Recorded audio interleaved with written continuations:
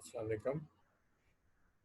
हम अपने रिमेनिंग जो हमारा टॉपिक है आउटसाइड फाइनेंसिंग उसके ऊपर जो है वो हम बात करेंगे। बिल्कुल।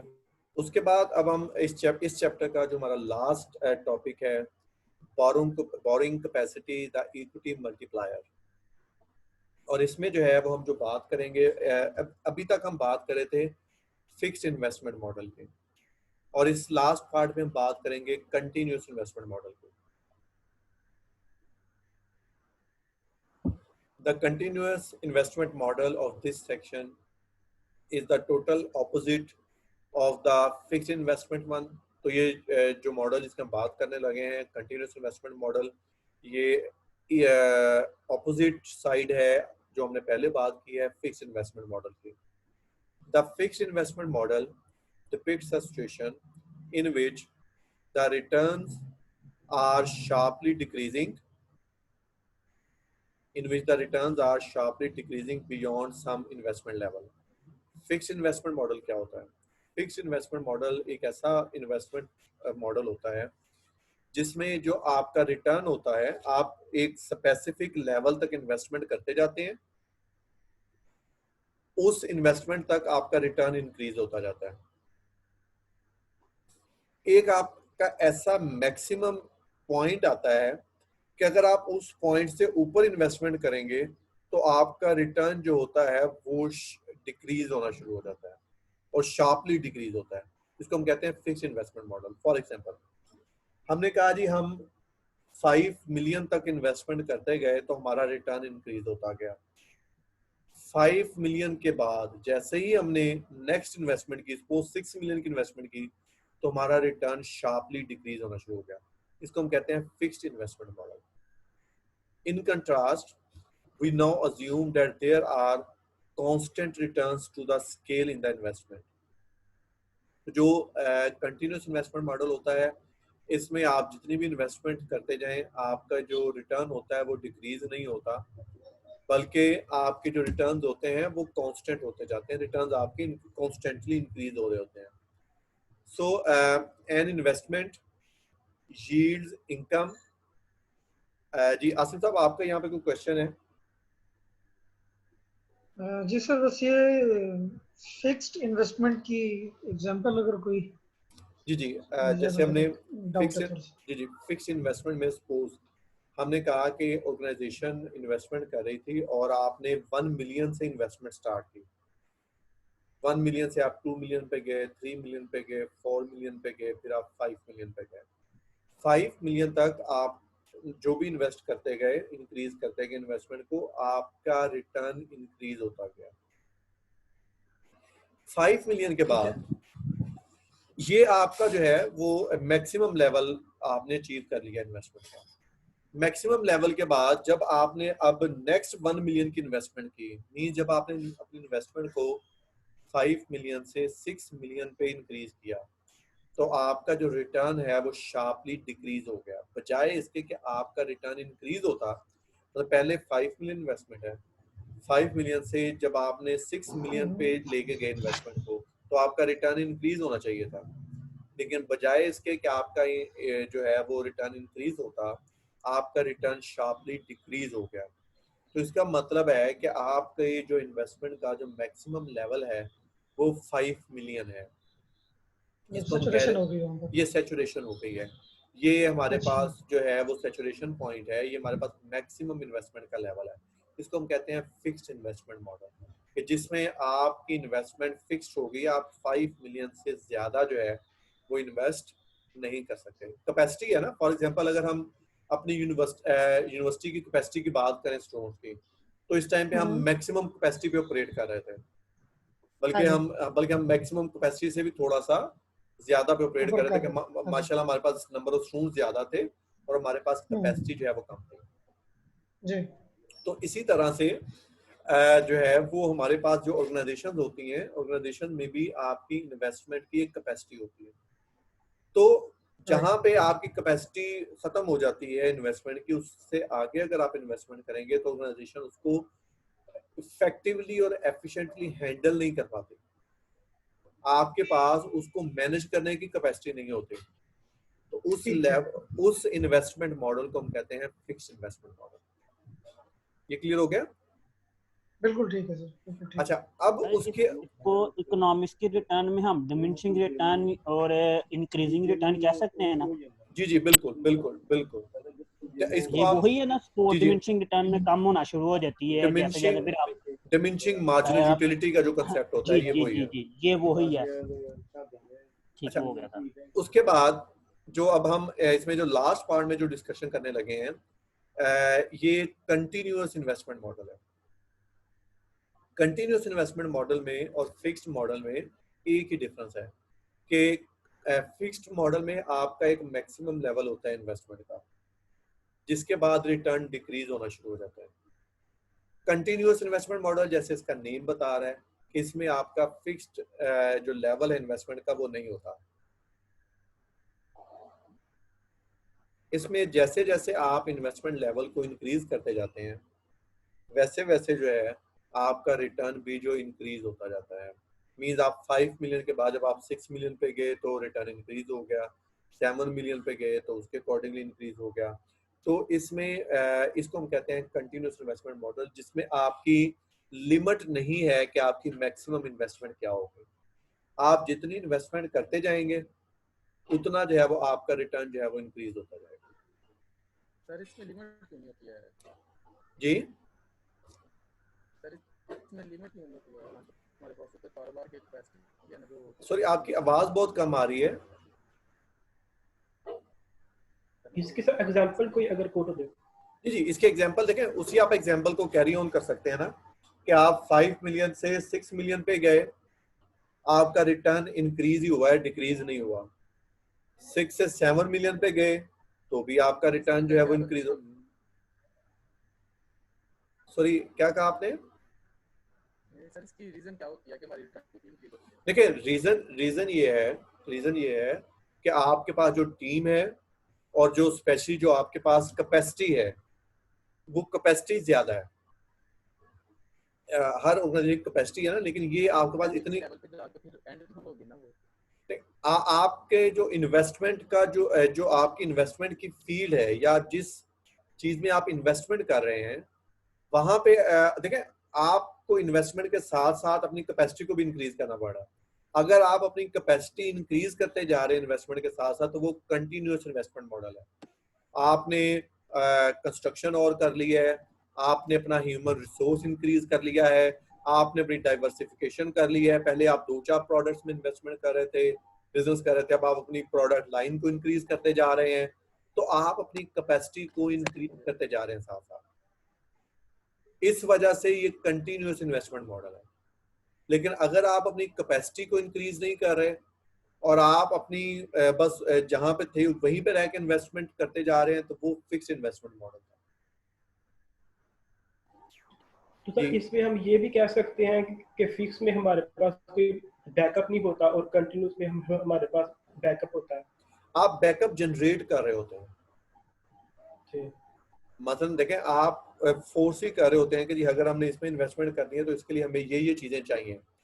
मतलब बिल्डिंग ज्यादा चाहिए, ऑफिस ज्यादा चाहिए, ह्यूमन रिसोर्स ज्यादा चाहिए, प्रोडक्ट लाइन ज्यादा चाहिए, सप्लायर्स ज्यादा चाहिए, आपको कंज्यूमर बेस बढ़ानी है, आपको मार्केट शेयर इंक्रीज करना है, फाइनेंसिंग उस तरह से लेके आनी है, आपको कैश फ्लो ज्यादा जनरेट करने हैं। तो ये सारा कुछ आप साथ साथ जो है वो बिल्डअप कर रहे हैं।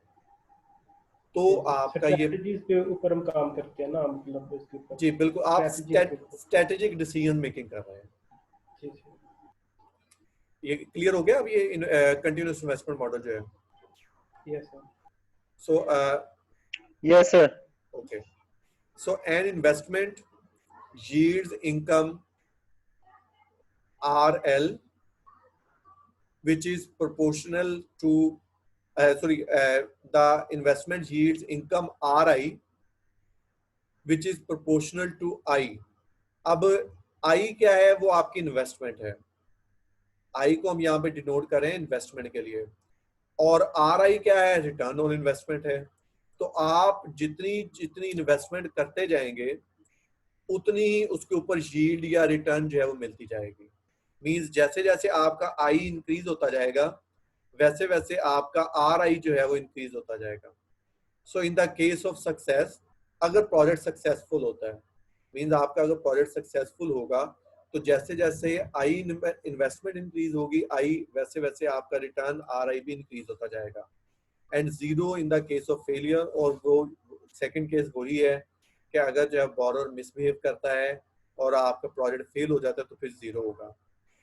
The borrowers private benefit from misbehaving is also taken to be proportional to the investment, और उसमें हमने ये कहा कि अगर वो जो बोरोअर है वो मिसबिहेव करता है और वो प्राइवेट बेनिफिट लेता है तो वो भी इन्वेस्टमेंट के प्रोपोर्शनल होगा, कि अगर कम इन्वेस्टमेंट थी तो उसका प्राइवेट बेनिफिट कम होगा, अगर ज्यादा इन्वेस्टमेंट है तो उसका प्राइवेट बेनिफिट जो है वो ज्यादा होगा।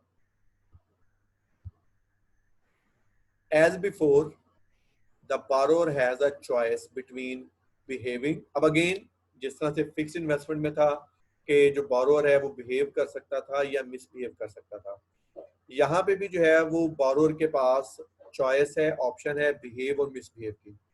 फर्स्ट ऑप्शन क्या है? Behave, in which case she derives no private benefit. ये हमने पहले भी डिस्कस किया कि अगर वो बिहेव करता है तो वो प्राइवेट बेनिफिट नहीं लेगा, and the probability of success is PH, और इस केस में सक्सेस प्रोबेबिलिटी ज्यादा होगी। तो हमने पहले भी डिस्कस किया था कि अगर बोरोअर बिहेव करता है तो इसका मतलब है वो प्राइवेट बेनिफिट नहीं लेगा, वो अपनी पूरी एफर्ट्स लगाएगा, पूरी कोशिश करेगा प्रोजेक्ट को सक्सेसफुल करने के लिए, और उस सूरत में जो सक्सेस के चांसेस हैं वो PH होंगे।